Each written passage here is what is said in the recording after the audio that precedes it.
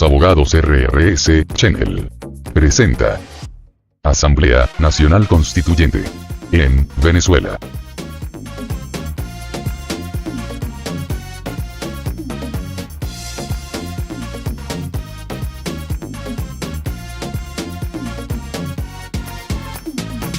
Para comenzar a tratar el tema de la constituyente, considero de obligada atención referirme al denominado poder constituyente, el cual lo podemos definir como la voluntad originaria, soberana, suprema y directa que tiene un pueblo para constituir un Estado, dándole personalidad al mismo y darse la organización jurídica y política que más le convenga.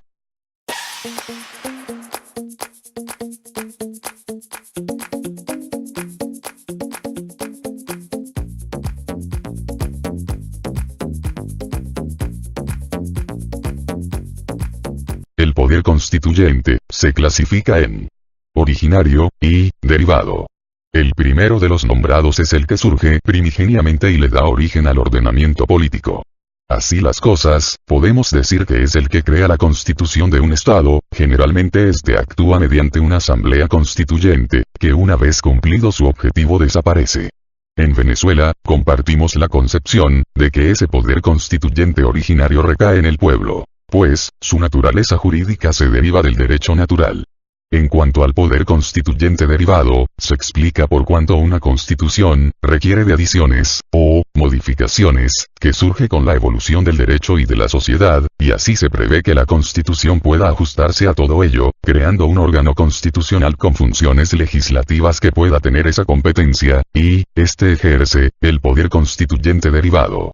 La constitución producida por el poder constituyente originario no necesariamente debe ser la primera constitución de un Estado, igualmente, podemos afirmar que, la constitución dictada, consagrando nuevas estructuras políticas, sociales, y, a veces, económicas, es el fruto de un poder constituyente originario, aunque no se trate, históricamente, de la primera constitución del país.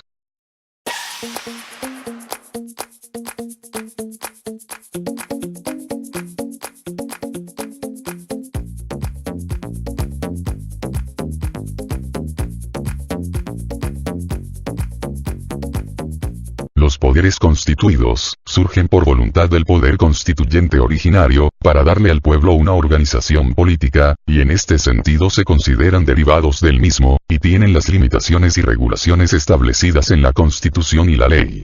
Los poderes constituidos coexisten con el poder constituyente, pero, no obstante ello, pueden sufrir las reestructuraciones que este último decida sin ningún tipo de restricción. En cuanto a los límites del poder constituyente, debemos afirmar que cuando se trata del poder constituyente originario, se considera ilimitado, pues, está basado en la soberanía.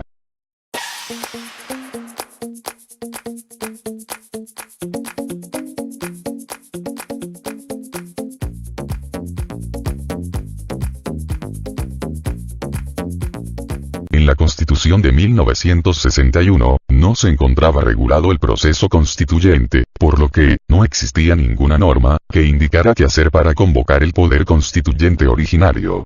De allí que, se tuvo que realizar una consulta el 25 de abril de 1999, para preguntarle al pueblo, si estaba de acuerdo con ir a un proceso constituyente y con las bases comiciales del mismo, cuyos resultados, fueron obviamente, aprobatorios. Esta consulta se basó en la Ley de Participación Política de la época, donde se establecía que podían someterse a consulta del pueblo, hechos trascendentes de la vida política del país. Posteriormente se iría a la elección de los constituyentes y finalmente producida por estos el proyecto de constitución, sería aprobada por el pueblo el 15 de diciembre de 1999. La Constitución de 1999, como lo hemos señalado, reguló el proceso constituyente al establecer en su artículo 347 que el pueblo es depositario del poder constituyente originario, pero los constituyentes fueron más allá, e insertaron dos normas adicionales, los artículos 348 y el 349 constitucional, sobre los cuales hablaremos adelante.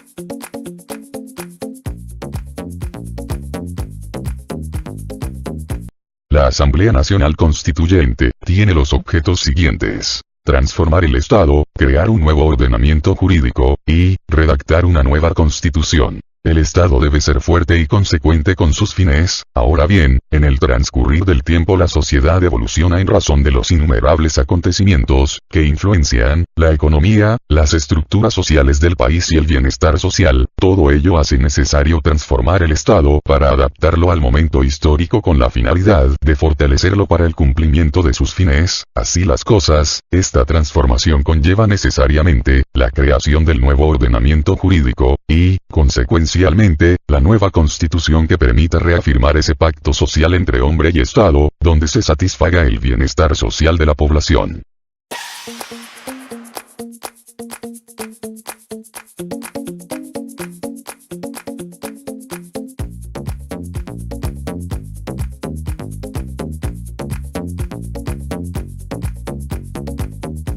El constituyente aclaró esa interrogante, en el artículo 348 constitucional, al establecer de manera precisa, la iniciativa para la convocatoria de la Asamblea Nacional Constituyente, dándole la atribución, en primer lugar, al presidente o presidenta de la República, quien deberá hacerlo en Consejo de Ministros. También puede hacerlo la Asamblea Nacional, pero se requiere que sea mediante el acuerdo aprobado por las 2/3 partes de sus integrantes. Otro órgano, que tiene la iniciativa para convocar la Asamblea Nacional Constituyente, son los consejos municipales, los cuales podrán hacerlo, conformados en cabildo, y con el voto aprobatorio de las 2/3 partes de los mismos. Finalmente, el pueblo, mediante la solicitud del 15% de los electores inscritos y electoras inscritas, en el registro civil y electoral.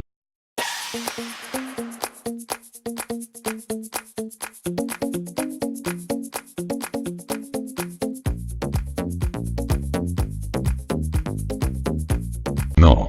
Ya que a diferencia de la Constitución de 1961, donde no existía una norma que lo contemplara, en la Constitución vigente, se estableció quiénes tienen la iniciativa para la convocatoria. Ahora bien, luego de convocada la Asamblea Nacional Constituyente, quien ejerce la iniciativa, elabora las bases comiciales y estas, se entregan al Poder Electoral por cuanto constitucionalmente, en materia de referendos, elecciones y de todos estos procesos, es la autoridad que organiza, dirige, orienta, planifica, etc., a los fines de organizar la elección de los constituyentes.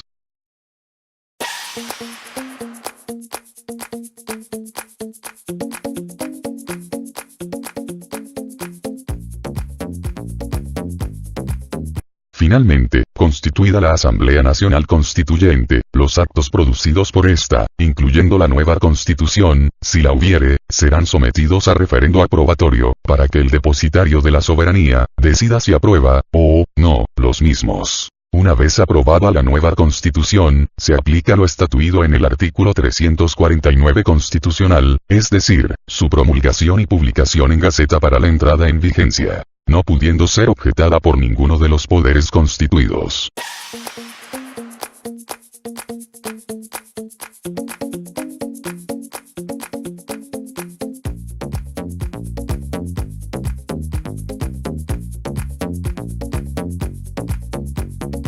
Gracias por la atención prestada a este video educativo. ¿Les gustó la información? Suscríbanse al canal, y no olviden darle clic al icono me gusta.